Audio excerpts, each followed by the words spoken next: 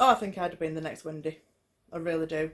I'm convinced that he would have killed me.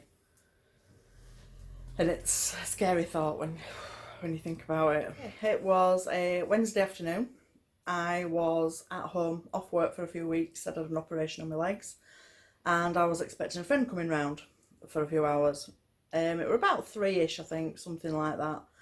And there was a knock at the door. And I was just about to shout, "Come in."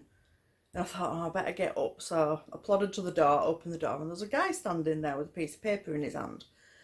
And he was asking for directions.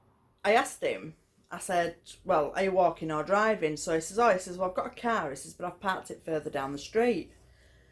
So that made me wonder for a minute, and I was just like, well, why is he knocking on my door if he's parked it further down the street? Because it was quite a long street. But all the while I was talking to him, it wasn't looking at me. It was kind of looking this way, behind me, as if he was looking to see if there was anybody else in. And at this point, I'm just like thinking, there really isn't something right here.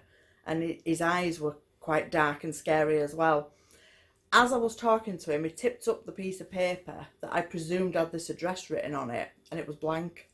And that was when I knew. I was just like, oh my God, I need to get rid of this guy. So I shut the door in his face and locked it. Across from my house, there were some railings, and behind that was a massive cemetery, and he'd gone running off across the cemetery.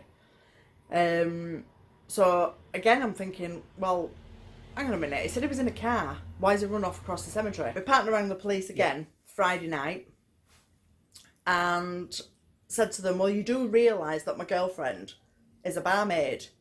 Oh, we didn't realise that. We'll be straight round. 6 years later, I was walking home from work and my sister rang me.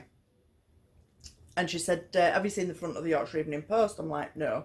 I got the paper, went home, opened it, read it, looked at his picture, and I was actually physically sick. When you saw that picture, you were 100% sure 100% certain it was him. Farrell. I knew it was him.